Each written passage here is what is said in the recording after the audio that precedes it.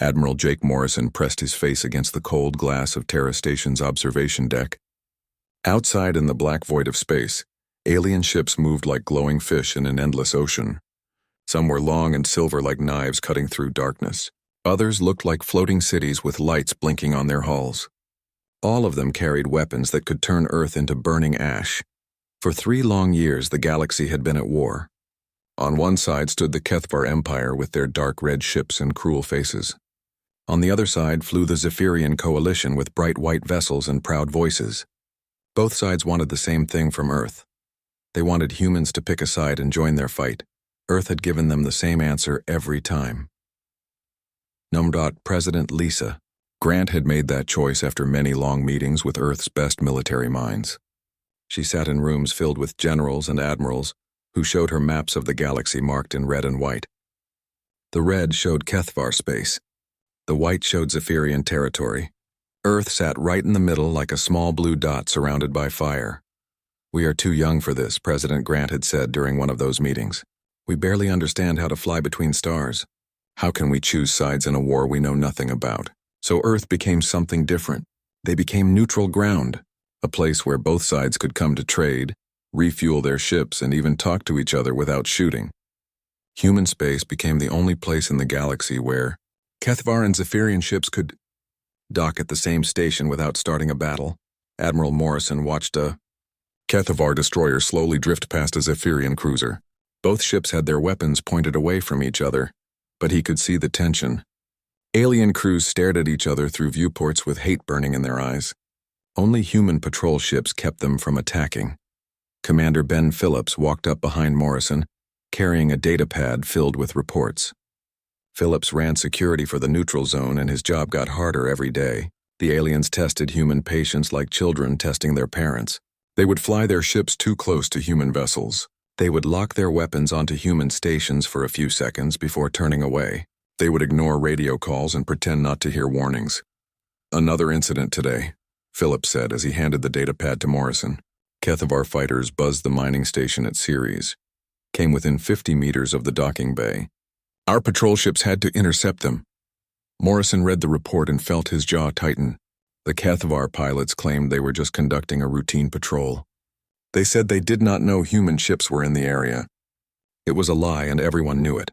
The aliens had sensors that could detect a human heartbeat from 1,000 kilometers away. "What did their commander say when we filed the complaint?" Morrison asked. Phillips laughed, but there was no humor in it. "Same thing they always say. Sorry for the misunderstanding.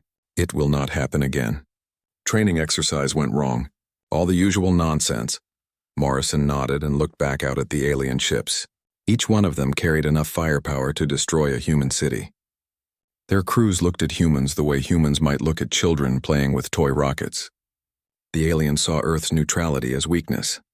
They saw human attempts at peacekeeping as the actions of a species too scared to fight. Dr. Amy Carter arrived at the observation deck carrying her own stack of reports. She was Earth's top expert on alien biology and had spent months studying both species. Her office was filled with holographic displays showing alien anatomy, alien technology, and alien psychology. She knew more about the Kethvar and Zephyrians than most humans knew about their own neighbors. "The cultural analysis is complete," she said as she joined Morrison and Phillips at the window. "Both species view us as primitives. The Kethvar see potential in humans as servants or soldiers. They think we could be useful if properly trained and controlled." "And the Zephyrians?" Morrison asked. "They find us amusing," Carter replied with a bitter smile, "like pets that learn to talk. They think our neutrality is cute. A young species trying to play diplomat while the adults handle real business." Phillips made a disgusted sound. "Neither side respects us." "No," Carter agreed. "They tolerate us because our space is convenient. Earth sits at the crossroads of 3 major trade routes. Our stations provide services both sides need. But respect? No. To them, we are just the innkeeper who serves drinks while the real people discuss important matters." A new ship appeared on the horizon, sleek and white with the flowing curves that marked it as Zephyrian. It moved toward Terra Station with the casual confidence of a species that had never doubted its place in the universe. Behind it came 3 escort fighters, their weapons powered down but ready. Morrison's communicator buzzed. "Admiral, We have an incoming priority message from the Zephyrian vessel Flowing Wind. They request permission to dock and meet with human diplomatic staff. Granted, Morrison replied. Assign them docking Bay 7. Make sure Bay 8 is empty in case any Kethvar ships arrive. This was how it worked now. Human controllers played traffic cop to alien fleets. They kept the warring sides separated while providing services to both. Earth had become the Switzerland of space, a neutral country that survived by being useful to everyone and threatening to no one. Captain Roy Jenkins docked his merchant ship at Terra Station that evening. His cargo hold was full of rare metals from the asteroid belt, materials that both alien species needed for their war machines. Jenkins had been trading with aliens for 2 years now and had learned to read their moods. The Kethvar are getting more aggressive, he told Morrison over dinner in the station's cafeteria. I saw 3 of their battle groups moving through the outer system yesterday. Big ships, new designs. They are planning something. Morrison nodded. Intelligence reports suggested both sides were building up for a major offensive. The war had been mostly small battles and raids so far, but that was changing. Both empires were moving larger fleets into position for what looked like a decisive campaign. Any word from Earth Command about changing our status? Jenkins asked. Morrison shook his head. President Grant is still committed to neutrality. She believes getting involved would be suicide for our species. Jenkins stirred his coffee and stared out the cafeteria window at the alien ships. Maybe she is right. Maybe we are not ready for a galactic war. But I wonder sometimes if staying neutral is really keeping us safe, or just delaying the inevitable. Morrison wondered the same thing. Every day brought new incidents. Every week brought new insults to human dignity. The aliens treated human space like their personal playground and human lives like acceptable losses in their grand conflict. But orders were orders. Earth would remain neutral no matter what the cost. 6 months had passed since Admiral Morrison first watched the alien fleets from Terra Station. The situation had grown worse with each passing week. Captain Roy Jenkins limped his merchant vessel. New Horizon back to Earth orbit with half his crew dead and his cargo hold blown open to space. Jenkins sat in the medical bay with bandages covering burns on his face and arms.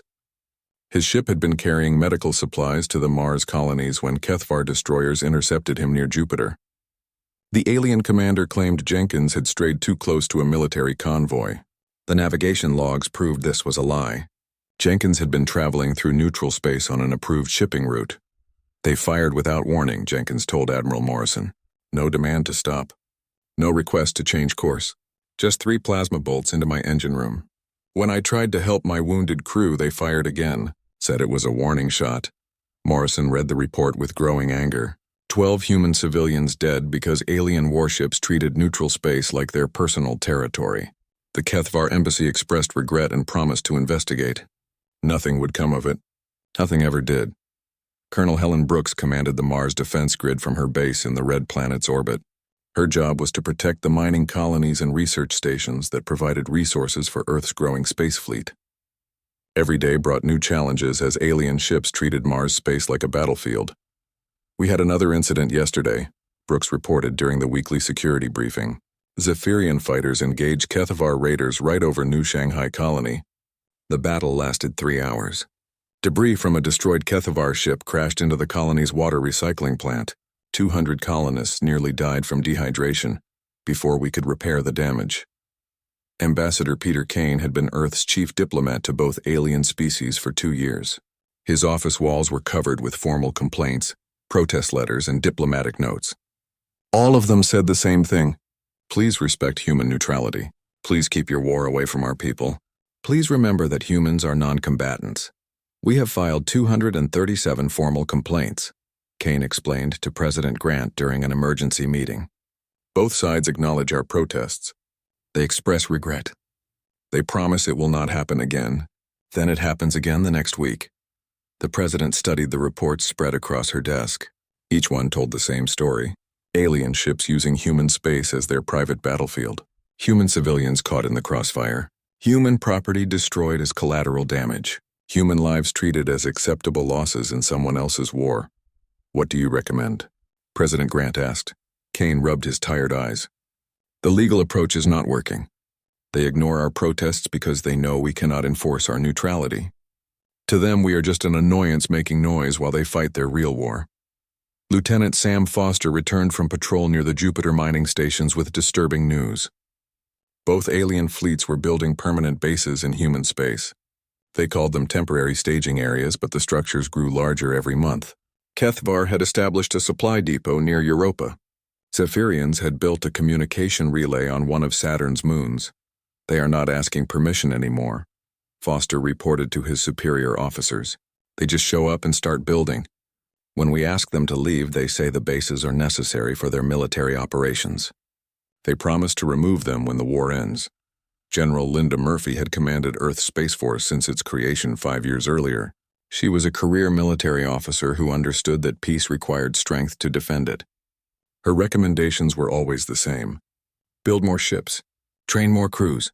Show the aliens that humanity was not helpless. We need to demonstrate that we can defend our neutrality, Murphy argued during a meeting with the Defense Council. Right now they see us as sheep pretending to be shepherds. They know we will not fight back no matter what they do to us. President Grant listened to her military advisors but remained committed to the peaceful path. One wrong move and both fleets will turn their weapons on us. Humanity has 300 ships. The Kethvar have 3,000. The Zephyrians have even more. We cannot win a direct confrontation with either side, much less both of them. The president's logic was sound but frustrating. Earth's neutrality only worked because both sides needed human space more than they wanted to conquer it. If humanity showed any sign of aggression, the aliens might decide to divide Earth between them and solve the neutrality problem permanently. Commander Steve Walsh ran Luna Station, the largest human facility outside Earth orbit. His station served as a neutral port where both alien species could dock, trade, and conduct diplomacy. Walsh had become expert at keeping Kethvar and Zephyrian crews from killing each other in his corridors. The tension is getting worse, Walsh reported to Admiral Morrison. Yesterday, a Kethvar trader accused a Zephyrian merchant of cheating him. Both crews started a fight in Docking Bay 12. My security team had to use stun weapons to break it up. These incidents were becoming common. Alien crews brought their war with them wherever they went. Human security forces spent more time breaking up fights than protecting their own people.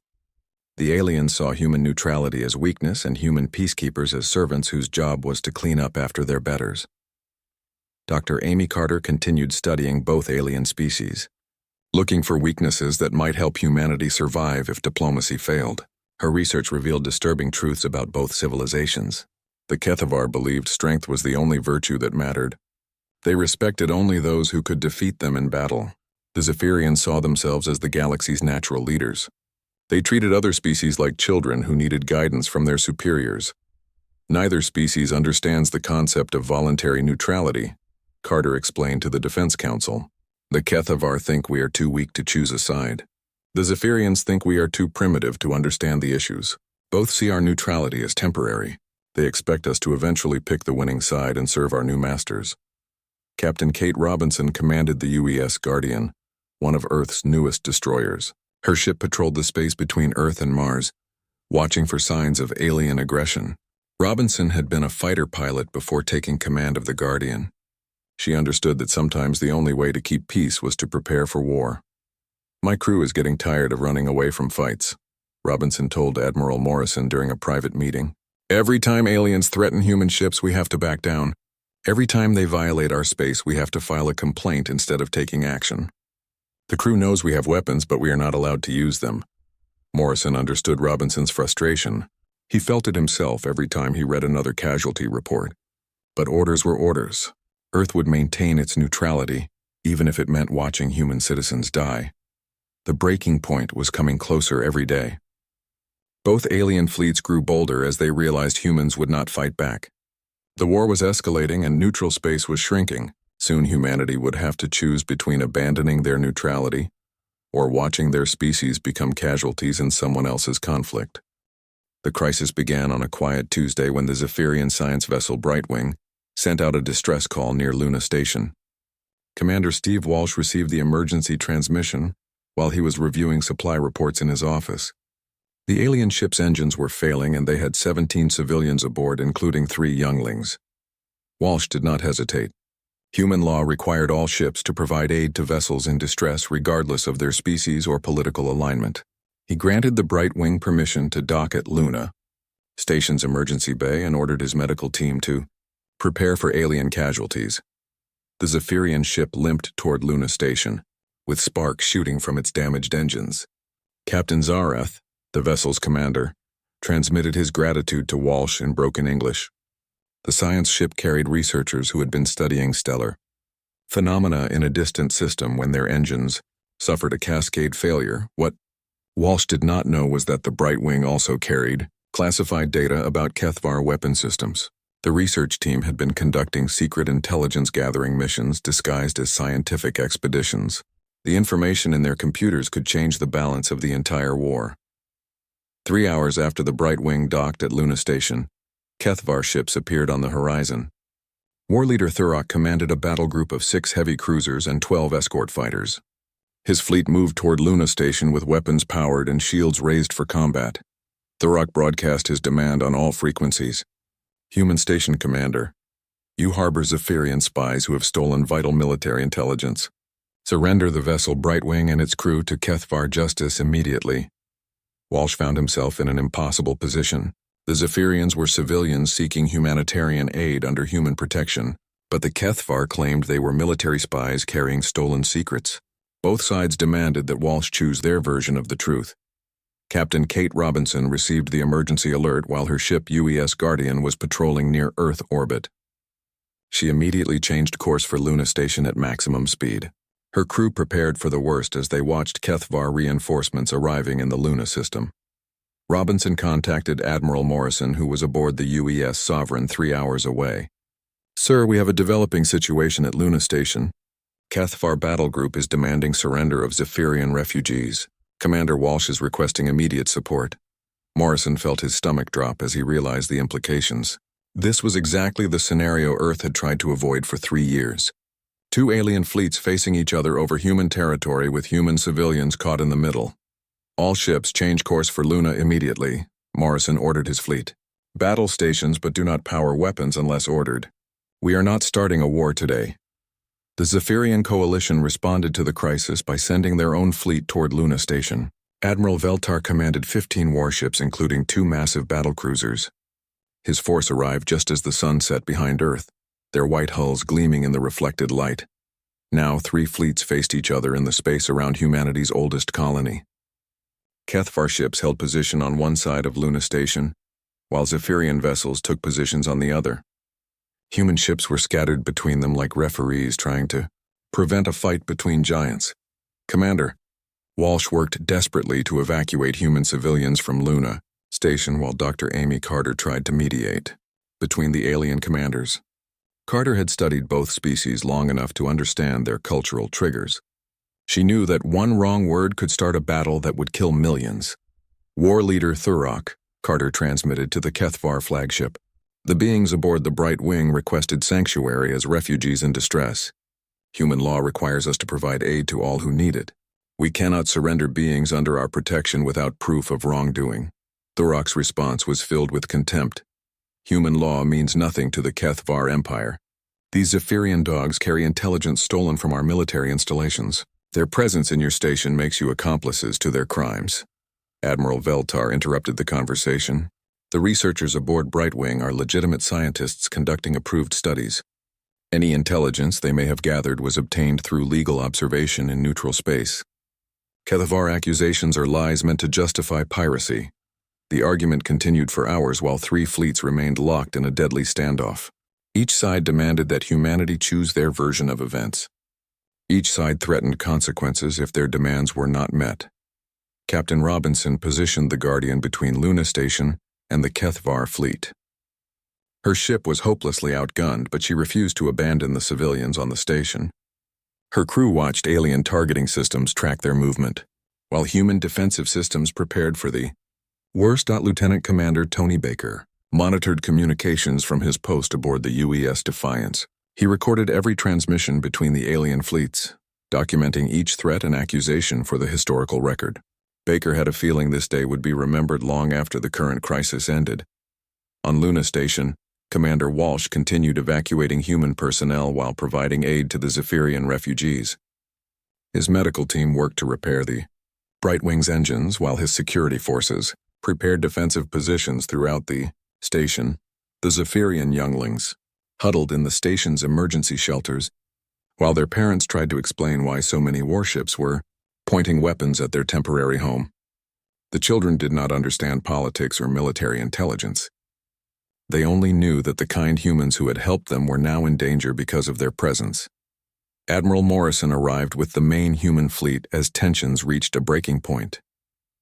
The UES Sovereign took position at the center of the standoff, with her weapons powered down but her shields at maximum strength. Morrison opened communications with both alien commanders. "This is Admiral Morrison of the Earth Space Force. Luna Station is sovereign human territory under the protection of Earth's neutrality agreement. Both of your fleets are in violation of that agreement by bringing weapons into our space. I order you to withdraw immediately." War Leader Thurok laughed at Morrison's demand. "Your neutrality is a fiction, human. You shelter our enemies and call it humanitarian aid. You provide sanctuary to spies and call it refugee assistance. The Keth of our empire no longer recognizes your false neutrality."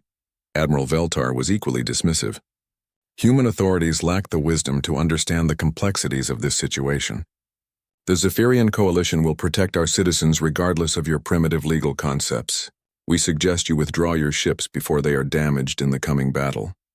Morrison realized that diplomacy had failed. Both alien commanders had decided to settle their dispute with violence regardless of human lives or human law.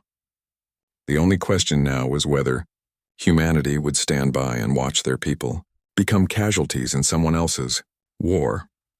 The standoff continued through the night as 3 fleets waited for someone to make the first move. Human controllers worked frantically to evacuate civilians while alien targeting computers painted human ships with weapon locks.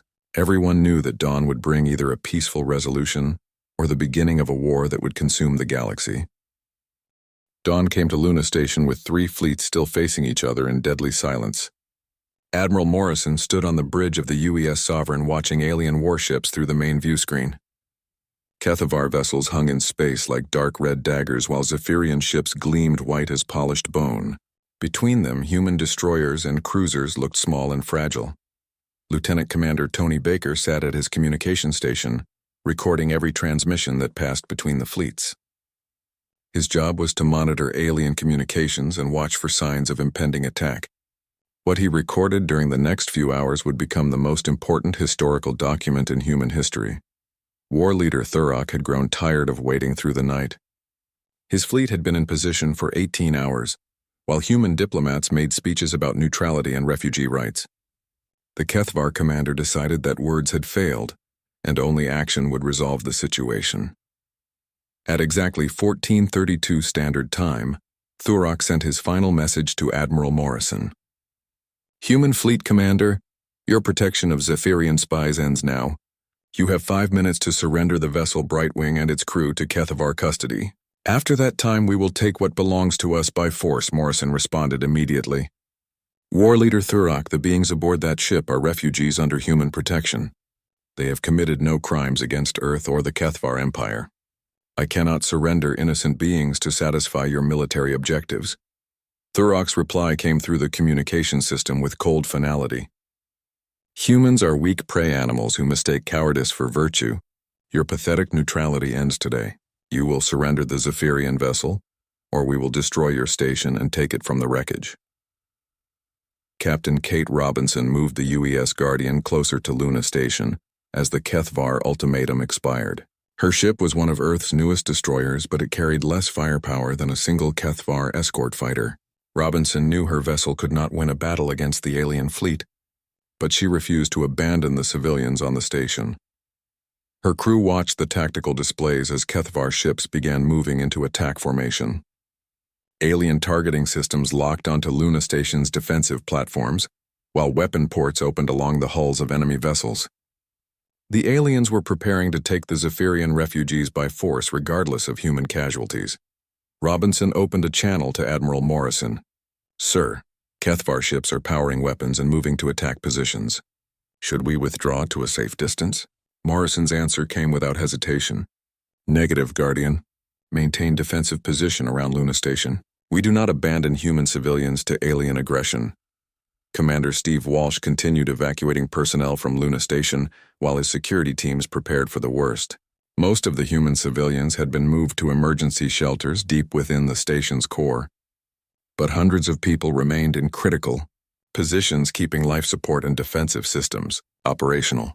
The Zephyrian refugees huddled in their temporary quarters while Captain Zareth tried to repair his ship's engines. The Brightwing was still not capable of interstellar flight, which meant the aliens could not leave even if the human commander ordered them to go. Dr. Amy Carter made one final attempt at diplomatic solution. She contacted both alien fleet commanders and proposed that the Zephyrian ship be placed under joint custody, while neutral arbitrators examined the allegations. Both sides rejected her proposal within minutes. Admiral Veltar spoke for the Zephyrian coalition. "We do not negotiate with pirates who threaten innocent researchers. The Kethvar have shown their true nature by bringing weapons against a humanitarian mission." War leader Thurok was equally dismissive. "The time for human meddling is over. Zephyrian spies will face Kethvar justice today." At 14:35 Standard Time, the first Kethvar plasma torpedo struck the UES Guardian. Captain Robinson died instantly when the alien weapon tore through her ship's bridge. The explosion vaporized the command deck and everyone on it in less than a second. Robinson had been trying to contact the Kethvar fleet one more time when their missile hit her ship. The Guardian's hull cracked open like an egg, spilling atmosphere and debris into space.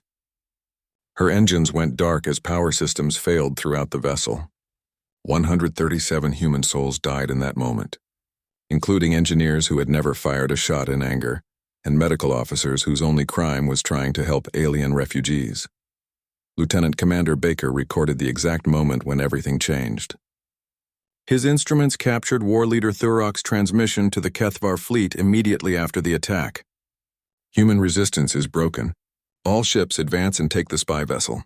Kill any human who interferes." The silence that followed lasted exactly 3 seconds. Then Admiral Morrison's voice cut through every human communication channel in the solar system. His words were calm and cold as winter night. "All human ships, this is Admiral Morrison. The neutrality protocol is hereby terminated. Weapons free on all Kethvar vessels. Show these aliens what happens when they murder our people." The transformation was immediate and terrible. Human ships that had spent 3 years avoiding conflict suddenly revealed their true nature. The UES Sovereign opened fire with every weapon she carried. Particle beams and missile salvos tore into Kethvar shields while human fighters launched from hidden bays. Colonel Helen Brooks activated the Mars Defense Grid from her command center in the Red Planet's orbit. Weapon platforms that had been disguised as mining equipment powered up and began firing on any Kethvar ship within range. The aliens had thought they were safe in the outer system, but human weapons reached out across millions of kilometers to find them. General Linda Murphy scrambled every available fighter from Earth's surface.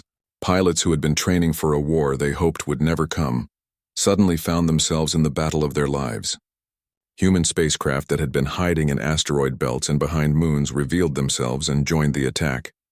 The Kethvar fleet found itself fighting an enemy they had completely underestimated. Human ships moved with precision that shocked the aliens. Every human attack targeted critical systems with surgical accuracy. The aliens realized too late that humanity had been studying their technology for 3 years while pretending to be helpless peacekeepers. War Leader Thurok tried to coordinate his fleet's response, but human jammers disrupted Kethvar communications. His flagship came under attack from 3 directions as human vessels demonstrated tactics the aliens had never seen before. The Kethvar had expected easy victory over primitive humans, but instead found themselves fighting for survival against a species that had been preparing for war while pretending to seek peace. Captain Ellen Hayes commanded the UES Thunder, one of the human cruisers that had been patrolling near Jupiter when the battle began. She led her ship in a direct assault on the Kethvar command vessel, focusing all her weapons on the alien flagship's bridge tower. Her attack killed Thurok and left his fleet leaderless in the middle of a battle they were losing. The tide of battle turned in humanity's favor within the first hour. 3 years of careful observation had taught human forces exactly how to hurt their enemies. The aliens discovered that their victims had become predators while they were not watching. The Battle of Luna lasted 8 hours and changed the galaxy forever. What started as an alien attempt to seize refugees became a demonstration of human military power that shocked every civilization in known space. Admiral Morrison watched from the bridge of the UES Sovereign as his fleet tore through Kethvar defenses like paper. For 3 years, humanity had studied every alien ship that docked at their stations. Dr. Amy Carter's research teams had mapped weak points in Kethvar armor plating. Human engineers had analyzed energy signatures from alien weapons. Military intelligence had cataloged the tactical patterns both species used in combat. What the aliens had mistaken for weakness had actually been careful preparation. The human fleet moved with deadly precision that left alien commanders stunned. Captain Ellen Hayes of the UES Thunder led her squadron in a coordinated attack on Kethvar command ships. Her weapons targeted communication arrays and bridge towers, cutting off alien coordination and leaving their ships isolated in the battle. Lieutenant Sam Foster commanded a fighter wing that sliced through enemy formations like surgical blades. His pilots knew exactly where to hit Kethvar ships to disable their shields and weapon systems. Every human attack had been planned and practiced during 3 years of forced neutrality. Major Chris Parker controlled Luna Station's defensive systems from his command bunker deep inside the moon. His missile batteries turned the space around Luna into a death trap for Kethvar boarding craft.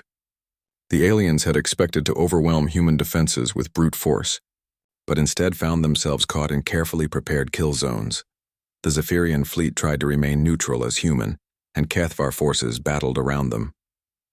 Admiral Veltar ordered his ships to withdraw to a safe distance, but Admiral Morrison had other plans. The human commander opened a channel to the Zephyrian flagship with a message that froze alien blood. Admiral Veltar, your fleet stood by and watched Kethvar ships murder our people. You are complicit in their crime. Any vessel that attempts to leave this system will be considered hostile and destroyed. The Zephyrian commander protested that his fleet had taken no part in the attack on human ships. Morrison's response was swift and brutal. You could have intervened when they threatened civilians under our protection. You chose to let them attack us instead. That makes you our enemy. Human ships surrounded the Zephyrian fleet before they could escape.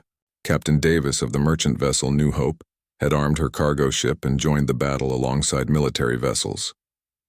Even civilian crews had taken up weapons to defend their species. War leader Thurok died cursing human treachery as the UES Thunder's guns tore through his flagship's bridge. The alien commander never understood that his victims had simply refused to remain victims. He went to his death believing that humans had broken some cosmic law by fighting back against superior forces. The Kethvar fleet began to break apart under the human assault. Ships that had dominated battlefields across the galaxy found themselves outmaneuvered and outgunned by a species they had dismissed as primitives. Human tactics combined speed and precision in ways the aliens had never encountered. Commander Phillips led a boarding party onto a damaged Kethvar cruiser. His Marines moved through alien corridors with the efficiency of soldiers who had studied their enemy's ship designs for years. They captured the vessel's intelligence archives and communication codes, information that would prove invaluable in future battles. The Zephyrian fleet lasted 3 hours longer than their Kethvar enemies. Admiral Veltar tried to negotiate a ceasefire, offering compensation for human losses and recognition of Earth's neutrality. Morrison rejected every offer with the same cold response. You watched them kill our people. Now you pay the price. Captain Walsh coordinated the evacuation of Luna Station's civilian population while the battle raged around them. His teams worked under fire to get human families to safety, while alien ships exploded overhead. The Zephyrian refugees they had been protecting helped with the evacuation, grateful that humans were willing to die defending strangers.